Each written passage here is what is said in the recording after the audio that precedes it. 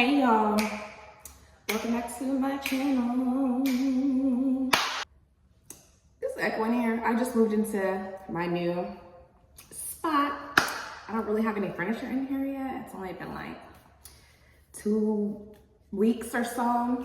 Everything's on its way though, so bear with me. But I am back this week again with another episode of my unpopular opinion.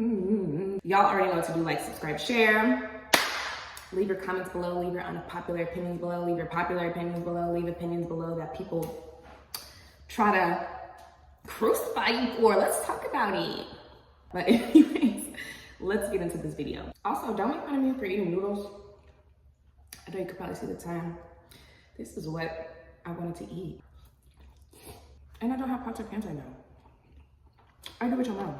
Anyways, this J. Cole and Kendrick, Drake and Kendrick beef, whatever. We can talk about like the history of rap and like a healthy competition and losing respect and respect this. Because essentially J. Cole didn't do what y'all wanted him to do. And that was really for you guys' own comfort and fulfillment. This man said, just like Andre 3000 said, at his age, he is not interested in entertaining things that don't align with him, which is beef between him and another rapper.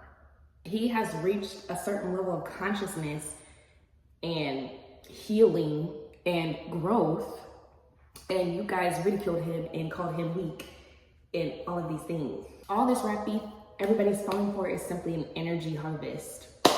It's not even real. And it all started while a retrograde was going on in Aries. Fire, war, all this. Is that a coincidence? Like, what's happening here? All this hostility, all this fighting, all this animosity. You guys are writing all these think pieces and they're probably drinking margaritas together, tweeting, talking about, I hate this nigga. This is all spiritual warfare, even through music. Look at this. Do you guys read the article? Like, do you guys pay attention to like the articles and stuff? Do you actually read the articles? Do you click on the links? Do you see what? How? Says who? And can I ask you guys what you think the cause might be? Accelerated aging? According to who? These outbreaks and pandemics are no surprise. They're mapped out strategically and put into place. Facilities are put into place, even all around the world. Once people really come to terms with this and stop acting like surprised, like, oh my gosh, this came out of nowhere, like they try to make it seem, you'll be able to really understand that this has been going on for even as far back as like 100 years or so. I was talking about this with my sister. I'm starting to think that nobody's really a player. It's all really a front. I bet you we've all probably, well, most of us, a lot of us have all dealt with somebody we categorize as a player, but they were actually very emotional, territorial, didn't know how to process their emotion, probably had abandonment issues and parent issues, and tried to use the cold-hearted, I don't have a heart, black heart tactic as a defense mechanism, when really all they need to go do is have a good cry. Probably haven't cried in the past 5-10 years. Then you'll deal with contradicting things from said players in those situations. Like, oh, they told you they didn't want anything with you, but then they're acting like they do. Or they're telling you that they do want something with you and acting like they don't. Which one is it? Y'all, can we just take a moment and compare the Kia boys to the girls that were taking boots off of people's cars? This is definitely gonna sound crazy, but I kind of feel like some people want to have baby daddy, baby mama issues. Like they were like looking forward to it or something. Like they were looking forward to having kids with a person they didn't have a solid relationship or connection with. And then they can go on and further talk about how this person is lacking when it comes to the life that they created together. Like they were gonna become this magically beautiful and great person all of a sudden. You guys are obsessed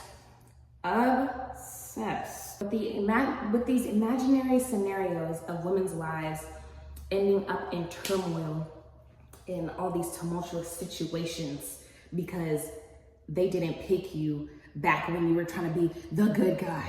Talking about her coming back to you and she has all these kids and she's washed up and used up and she used to date drug dealers, but when you were trying to be good to her, she didn't appreciate and see what she had. Saying that she'll end up abused, disrespected, neglected, left, not realizing that this literally happens with you regular good dudes too. They always come running back to us wholesome men. Why do you even allow that in your space then? If you're so wholesome and good and all of these great things, then you would see that she is not and not aligned with you. And why would you even entertain it? Like, you wouldn't even see her. Why are you guys even so focused on it? Like, it's like you're like waiting around being like, oh, okay, I'm gonna become a wholesome man, which you guys also equate to having money and being successful. That makes you wholesome. I'm gonna become this guy, so then when she comes back, she can see she messed up. Why don't you just focus on wholesome women that actually like you and pick you? That kind of sounds like a logic versus emotion situation to me. If y'all don't get your asses in the damn, do not listen to this. Don't believe it, don't listen to it, don't feed into it. There's an agenda. I know how much y'all hate those, but simple Google search says, like, and then don't y'all feel dirty? Like, don't you feel dirty if you don't take a bath for like a day? Even if it gets to the point where whatever situation it might be, you might not take a shower or a bath for 2. Don't you feel the dirt on your skin? You can literally get sick. Take a bath, take a shower. You have to. Oh my gosh, this really goes to show how scary men can really be. Like, isn't it in the Bible that it is better for you to provoke a grizzly bear than a foolish man? Are y'all not concerned? I'm concerned. And then you guys want to argue about it and be mad about it, like, you would rather be with a grizzly, and then make things like this and prove the point. I get scared. Okay, people are always like, this generation does not want to work. Y'all don't want to work. Y'all don't want to get up and work. Who wants to go to work? Raise your hand. Nobody wants to go to work. Somebody told y'all had to. And paying for things that are naturally ours by birth, like water, is normal. And it costs us this man-made substance that's tied to this actually low vibrational energy. And y'all believed it, and now you're mad because the narrative is being changed and we are going back to what we naturally are supposed to be doing. Why am I mad about that? You don't want to get up and go work 40 hours a week. You don't want to work 50, 60, 70, 80, 90, 100 hours a week. You're supposed to. You gotta grind, you gotta hustle. Hustle this, hustle that. Please. It's not about hustling when you're doing what you really love and passionate about, because it's just like getting up and just having a regular day. Not forcing yourself because somebody told you you have to pay to breathe. What do y'all think? Tell me what y'all think below in the comments. Tell me any topics that you guys want me to talk about. Y'all already know what to do though. Like, subscribe, share. I'll see you next week.